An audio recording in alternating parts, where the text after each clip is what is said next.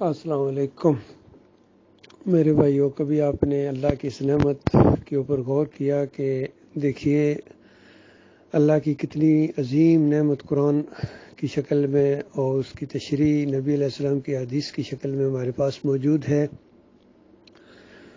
اور ہم نہ صرف اللہ کے آگے سجدے کرتے ہیں، صلات پڑھتے ہیں، صوم رکھتے ہیں، قرآن کی تلاوت کرتے ہیں، حتیٰ کہ اس کی تبلیغ بھی کرتے ہیں۔ ایسے ایسے علاقے موجود ہیں اس زمین کے اوپر، ابھی ایسی ایسی جگہ موجود ہیں جہاں گھروں میں قرآن رکھنا بہت بڑا جرم ہے۔ جس طرح ہمارے ہاں کسی کے گھر کے اندر سے شراب نکل آئے، یا کوئی ہیروئن نکل آئے، چرس نکل آئے، یا اور کوئی خطرناک قسم کا ہتھیار نکل آئے، کتنا بڑا جرم سمجھا جاتا ہے۔ تو اس سے زیادہ بڑا جرم سمجھا جاتا ہے کہ ان کے گھر میں کوئی قرآن نکل آئے، یا ان کے گھر میں کوئی بندہ اگر نماز پڑھ رہا ہے چھپ کے۔ ایسی ایسی جگہ ہیں۔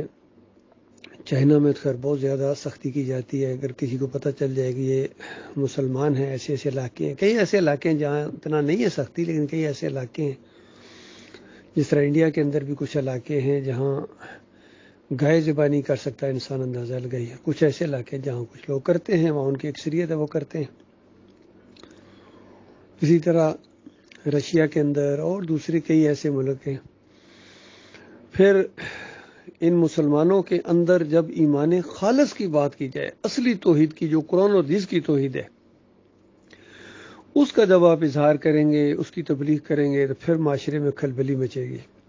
پھر یہ دیندار سمجھے جانے والے مولوی پیر یہ مقابلے میں آ جائیں گے اور اکسائیں گے، عوام کو اکسائیں گے، پرچے کٹائیں گے، جا کے جلوس لے کے آئیں گے، ماریں گے، پیٹیں گے، علاقے سے نکالیں گے، پروپیگنڈے کریں گے کہ یہ بے دین ہو گئے ہیں۔ اندازہ لگائیے، جو اصلی دین کی طرف آئے وہ ان کے نزدیک بے دین ہو گیا ہے۔ جب آپ قرآن پر عمل کرنا شروع کر دیں، دعوت توحید مانیں، رد شرک کریں، کفر بالطاغوت کریں، ایمان کا اظہار کریں، اور اس طرح کے جب مسلمان بنیں گے کہ جس طرح نبی علیہ السلام نے دعوت دی تھی، صحابہ کرام جس طرح بنے تھے۔ جب آپ بلال رضی اللہ تعالیٰ عنہ کی طرح، یا ابو ذر غفاری رضی اللہ تعالیٰ عنہ کی طرح، ابو بکر صدیق کی طرح، عمر بن خطاب کی طرح جب ایمان لائیں گے، جس کے بارے میں اللہ تعالیٰ نے کہا کہ ان کی طرح ایمان لاؤ تب تمہارا ایمان ہے، ورنہ تمہارا ایمان نہیں ہے، تو پھر اصل میں آپ کو آزمائشوں کے اندر سے گزرنا پڑے گا۔ باقی اگر آپ صوفیوں کی طرح، مولویوں کی طرح، سیاسی لوگوں کی طرح اور ان کے مشرکانہ طریقوں کی طرح آپ ایمان لائیں گے، کوئی آپ کو کچھ نہیں کہے گا۔ لیکن جب اصلی ایمان لائیں گے تو پھر اس کے بعد یہ شیطان کے ٹولے جتنے ہیں، شیطان کی جماعتیں ہیں، شیطانی ماحول ہے، یہ حرکت میں آئے گا۔ بہرحال گھبرانا نہیں ہے، اللہ تعالیٰ اپنے مومن بندوں کا ساتھ چھوڑنے والا نہیں ہے، وہ ساتھ نبھاتا ہے، ہمت بندھاتا ہے اور مدافعت کرتا ہے۔ یقین کیجیے، ہمیں پتہ بھی نہیں ہوتا، اللہ تعالیٰ ہمارے مخالفین، ہمارے دشمنوں سے نپٹ رہا ہوتا ہے، ان کی چالیں انہی کے اوپر الٹ دیتا ہے۔ یہ اللہ تعالیٰ کا ایک طریقہ ہے۔ جب انسان چال چلتا ہے ایمان کے خلاف، یہاں پروپیگنڈا ہوتا ہے، تو اللہ تعالیٰ ایک تدبیر کرتا ہے اس کے خلاف، اس کی چال کو اسی پر الٹ دیتا ہے۔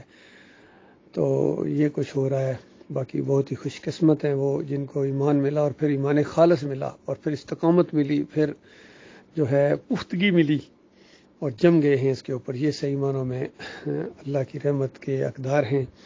مالک کی رحمتیں ان کے اوپر ٹوٹ ٹوٹ کر برسیں گی، اور اللہ تعالیٰ نے انہی کے ساتھ وعدے، ان الذین قالوا ربنا اللہ ثم استقاموا تتنزل علیہم الملائکہ اللہ تخافوا ولا تحزنوا وابشروا بالجنۃ التی کنتم توعدون۔ مالک فرماتا ہے جو ایک دفعہ کہہ دیں کہ ہمارا مالک اللہ ہے، ہمارا رب اللہ ہے، پھر جم جائیں، کچھ ہو جائے، پھر وہ پیچھے ہٹنے والے نہ ہوں، جم جائیں ایمان خالص کے اوپر، ایمان کے تقاضے پورے کریں۔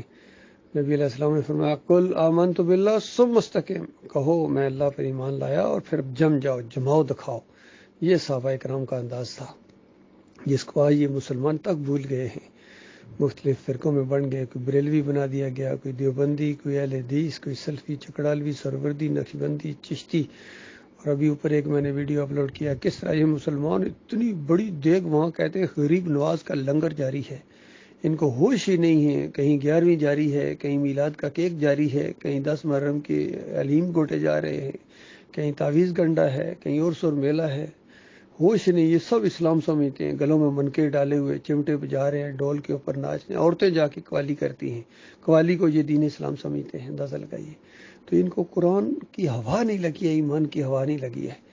اور ان کے جتنے یہ مشرک مفسرین ہیں ان کو تھپکی دیتے ہیں کہ ہاں نبیوں کو سجدہ کرنا، ولیوں کو، یہ کوئی بری بات نہیں بلکہ قرآن سے ثابت ہے. پھر کہتے ہیں پکارو، اگر اللہ کے بندوں کو پکارو گے. محمود الحسن صاحب کہتے ہیں اگر پکارو، شبیر احمد عثمانی بھی یہی کہتے ہیں کہ اللہ کے نیک بندوں کو، مقبول بندوں کو پکارو تو یہ اللہ ہی کو پکارنا ہے. علی انجینئر صاحب کہتے ہیں یہ یا حسین کا جھنڈا لگا دو، کوئی مسئلہ نہیں ہے، کوئی کچھ بھی نہیں ہوتا، کیا ہے. تو یہ سب تھپکیاں دیتے ہیں بے ایمان شرک کی. جس طرح ڈاکٹر اسرار ہے وہ بھی کہتا ہے مہدی صاحب آئیں گے، مہدی صاحب آئیں گے. سارے مہدی کے انتظار میں بیٹھے ہوئے ہیں. ان شیعوں کا مہدی، یہ سنی جو ہیں یہ انہی کا ہر اول دستہ ہے. کوئی یا رسول مدد کی پکاریں لگا رہا ہے، کوئی یا علی مدد کی پکاریں لگا رہا ہے، کسی کو دستگیر کہا جا رہا ہے، کوئی کھوٹی کھری کرنے والا ہے. کون سی شرک ہے جو ان کے اندر نہیں ہے؟ پچھلی ساری قوموں کا شرک گٹھا ہو گیا ان کے اندر آ گیا. اور غور کریں پہلی مشرک قوم جو گزری اس کے 5 تن پاک تھے، سورہ نوح کے اندر نام آئے. اور آخری مشرک قوم جو جا رہی ہے اس کے بھی 5 تن پاک ہیں. تو یہ جب توحید کی دعوت اٹھاؤ گے اللہ کے بندو تو پھر استقامت دکھانا. یہ آخری سانس تک اس ایمان خالص کو لے کے جانا ہے. تو اس کے بعد یہ ایک موڑ ہے اور موڑ کے آگے منزل ہے، ساری تھکن دور ہو جائے گی انشاءاللہ.